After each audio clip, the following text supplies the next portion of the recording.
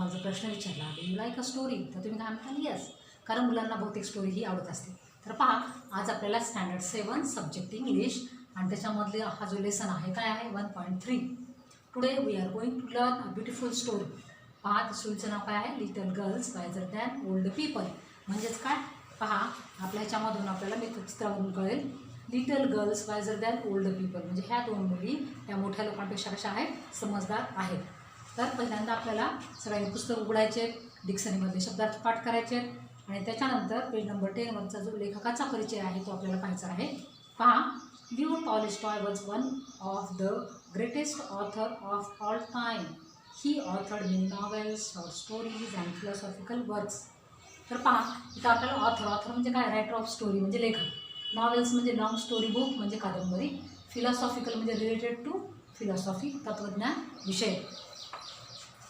तर Leo Tolstoy हा जो आहे तो एक महान असा लेखक होता.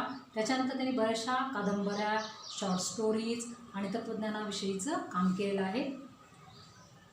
His idea on non violence had influenced great main like Mahatma Gandhi and Martin Luther king. आणि त्यांच्या ज्या अहिंसेविषयीच्या ज्या कल्पना आहेत त्याला महात्मा गांधी आणि मार्टिन लुथर किंग हे दोन्ही काय झाले होते, प्रभावित झालेले होते त्यांच्या कल्पनांमुळे. Leo Tolstoy wrote many short stories for children. बऱ्याचशा लहान मुलांसाठी त्यांनी कथा लिहिल्या आहेत. This is one of them, आणि त्याच्यातलीच ही एक कथा आहे. However this has a message for grownups too. तर याच्यामधून मोठ्या लोकांना त्यांनी सामंजस्याचा संदेश दिलेला आहे.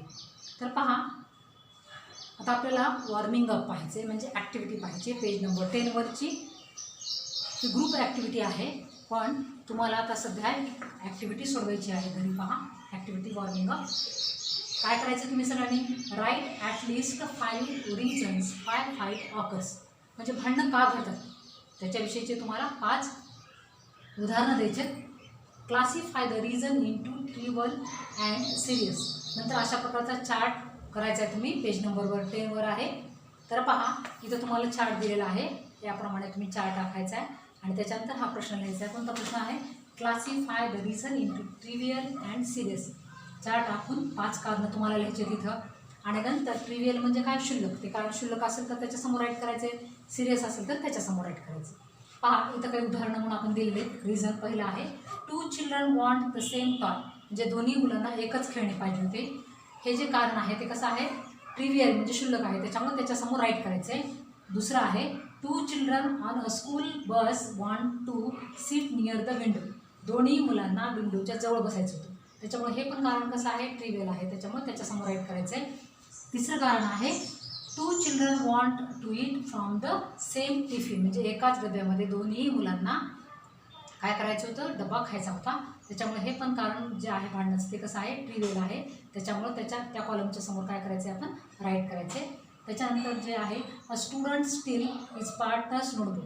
म्हणजे एका विद्यार्थ्याने त्याच्या पार्टनरची नोटबुक काय केलेली आहे, चोरलेली आहे. म्हणजे हे जे कारण आहे ते सिरियस आहे, त्याच्यामुळे त्या सिरियसच्या कॉलममध्ये खालच्या बाजूला इथं काय करायचं, ह्याच्यासमोर राईट करायचं. तर विद्यार्थ्यांनो, पेज नंबर 11 वर आपण आता लेसनला सुरुवात करणार आहोत. Little girls wiser than old people. साईडला डिफिकल्ट वर्ड्सचे इंग्लिशमधले मिनिंग दिलेले आहेत, त्याच्यानंतर गेस द मिनिंग आहे. तर पाहायचे आपल्याला, लक्ष द्यायचं सरांनी. पहा, पहिला paragraph. It was an early Easter. Easter म्हणजे काय, हा ख्रिश्चनचा सण आहे. Words and with their meaning इथे दिलेले ते पाहिजे. ईस्टर म्हणजे काय, ख्रिश्चन फेस्टिवल म्हणजे काय, ख्रिश्चनचा सण.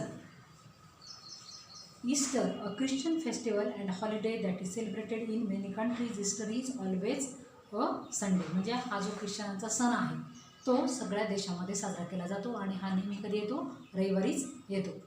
यावर्षी तो लवकर आलेला होता. इन द यार्ड्स ले स्नो. म्हणजेच त्या अंगणामध्ये काय झाला होता, बर्फ पडलेला होता. स्नो म्हणजे आईस, आईस म्हणजे बर्फ. And reels ran down the village. Reels म्हणजे काय, स्मॉल स्ट्रीम्स ऑफ वॉटर. म्हणजे लहान ओढे, छोटे छोटे लहान ओढे गावातून वाहत होते.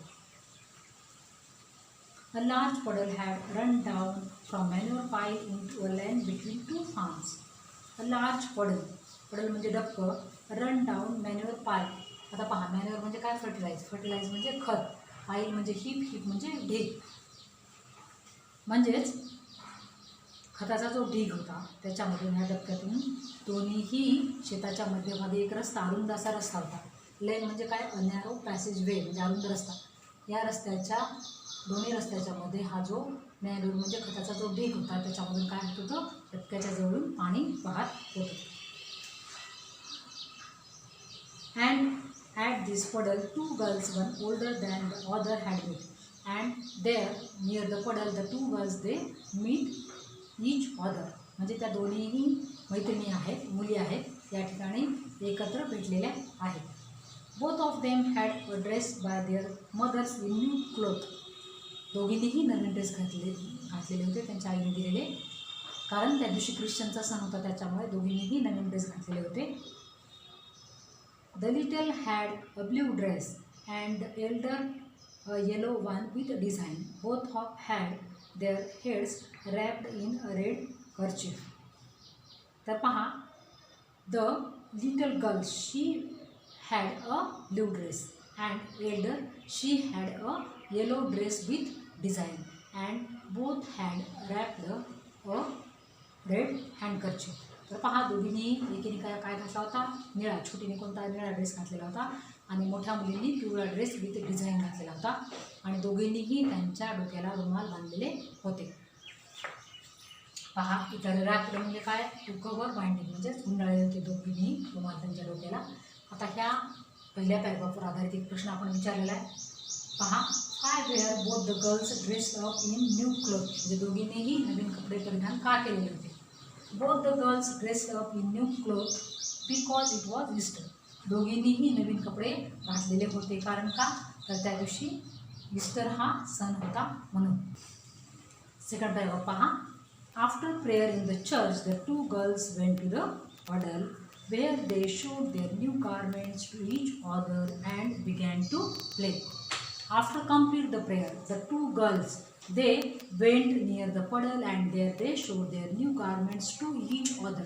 तर पहा, ही जी प्रार्थना आहे ती संपल्यानंतर ह्या दोघीही मैत्रिणी त्या डबक्याच्या जवळ गेलेल्या आहेत आणि त्यांनी दोघींनीही एकमेकांना त्यांचे नवीन कपडे दाखवलेले आहेत आणि नंतर त्यांनी खेळायला सुरुवात केली आहे. They wanted to प्लॅश in the water. त्यांना काय करायचं होतं, पाण्याचे शिंतोडे उडवायचे होते. पहा, इथं प्लॅश म्हणजे काय, स्प्लॅशिंग ऑफ वॉटर, पाणी उडवणे. The little girl started to go into the puddle with her shoes on. The small girl, she went near the puddle with her shoes. ती छोटी मुलगी होती, ती तिच्या शूज सहितच त्या पाण्याच्या डबक्याच्या जवळ जात होती. But the older said to her, पण ती मोठी तिला काय म्हणाली पहा, Don't go Malasha, your mother will scold you. Don't go Malasha, Malasha जाऊ नकोस. Your mother will scold म्हणजे angry, रागावणे. Your mother will angry on you म्हणजे तुझी आई तुझ्यावर काय करेल, रागवेल. I will take off my shoes and you do the same. I will remove my shoes and you do the same म्हणजे मी माझे जे बूट आहेत ते काढते आणि तू पण काय कर, काढ. The girls took off their shoes and raised their skirts and walked through the puddle towards each other. Malasha stepped in up to her ankles and said. The girls took off their shoes means the girls took off, removed म्हणजे काढले. The girls removed her shoes म्हणजे त्यांनी त्यांचे जे shoes आहेत ते काढलेले आहेत. Raised their skirts, raised म्हणजे हायटन, हायटन म्हणजे वर केले, त्यांनी त्यांचे स्कर्ट वर केले. And walked through the puddle towards each other and they go towards each other आणि त्या दोघीही एकमेकींकडे चाललेले आहेत. Malasha stepped in up to her ankles. आता अँकल्स म्हणजे घोटा.